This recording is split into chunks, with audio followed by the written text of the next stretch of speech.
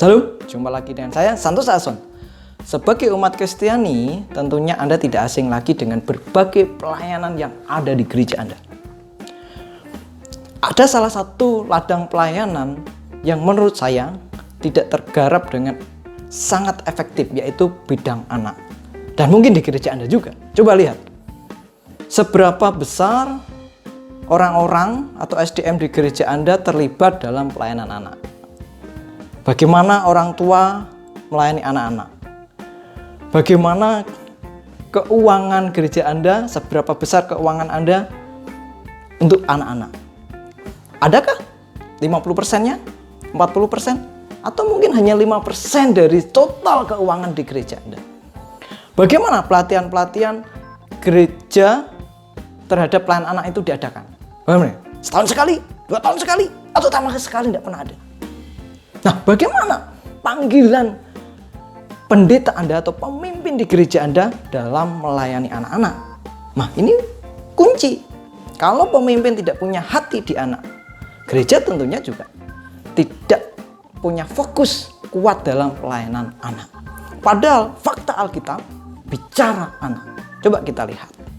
Sesungguhnya dalam Alkitab banyak sekali fakta yang bicara mengenai anak. Ayo kita gali fakta Alkitab. Apa yang Alkitab katakan berkenaan dengan anak?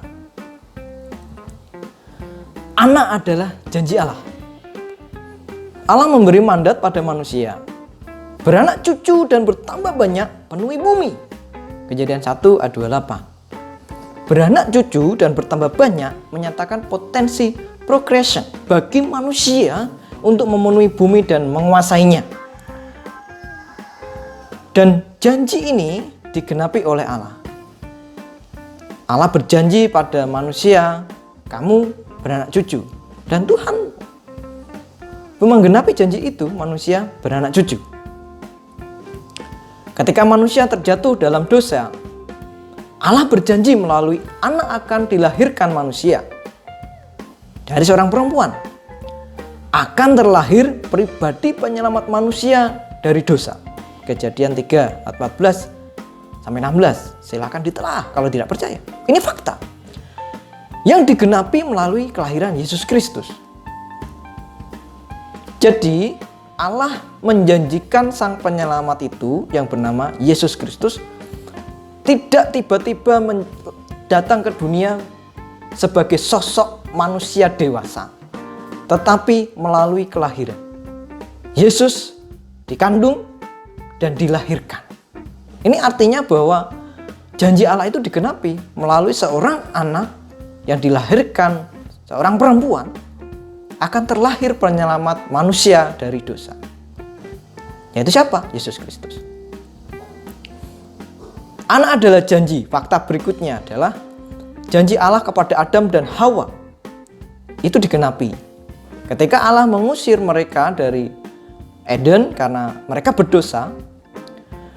Manusia tersebut melahirkan anak-anak laki-laki dan perempuan. Allah memberkati manusia itu. Mereka menjadi bertambah banyak, menguasai bumi. Manusia melahirkan anak-anak, baik laki-laki maupun perempuan. Mereka menguasai bumi. Nah, kalau Anda menikah dan punya anak, itu adalah janji Allah. Melalui anak, Anda akan memiliki keturunan. Anda menjadi bangsa. Anda mati, tetapi Anda punya keturunan, anak. Anak Anda makin tambah banyak. Anda punya cucu, punya cicit, dan seterusnya. Dan itu janji Allah. Anak adalah janji. Ini fakta. Anak menjadi fokus sentral janji Allah kepada Abraham. Sekali lagi, anak adalah janji Allah. Kejadian 12, Kejadian 15, 17, 18, 21, 22. Silahkan ditelaah. Kalau tidak percaya, cari faktanya. Anak-anak atau keturunan Abraham lah sebagai penggenap janji Allah. Bukan Abraham yang menjadi banyak, tidak. Tetapi melalui keturunan, melalui anak. keturunan Abraham yang dijanjikan Allah menjadi bangsa besar yang kita kenal, itu Israel. Melalui bangsa tersebut, janji keselamatan bagi bangsa-bangsa di bumi tergenapi. Seorang perawan keturunan dari Daud dari suku Yehuda, Matius 1 ayat 1 sampai 17, mengandung dari Roh Kudus dan melahirkan anak, yaitu Yesus Kristus, sebagai juru selamat manusia di dunia ini. Yesus datang ke dunia sebagai manusia melalui proses kelahiran sebagai seorang anak. Ingat, ini fakta. Anak adalah penggenapan janji Allah. Alkitab dengan sangat jelas mencatat bahwa anak adalah janji penggenapan Allah untuk memberkati bangsa-bangsa. Janji penggenapan Allah menebus dosa bangsa-bangsa. Allah berjanji kepada Adam dan Hawa mereka akan menjadi besar, beranak cucu dan memenuhi bumi, dan itu digenapi Allah melalui lahirnya anak-anak mereka. Allah berjanji akan membentuk sebuah bangsa pilihan, dan itu tergenapi melalui keturunan Abraham. Allah berjanji akan menebus dosa manusia, dan itu tergenapi melalui Yesus Kristus terlahir sebagai manusia. Jadi anak adalah janji Allah. Ini fakta Alkitab. Jika Anda tidak fokus melayani anak, Anda akan kelewat memperoleh janji Allah. Anak adalah janji Allah untuk memberkati bangsa-bangsa. Kalau gereja Anda tidak fokus melayani anak, gali lagi.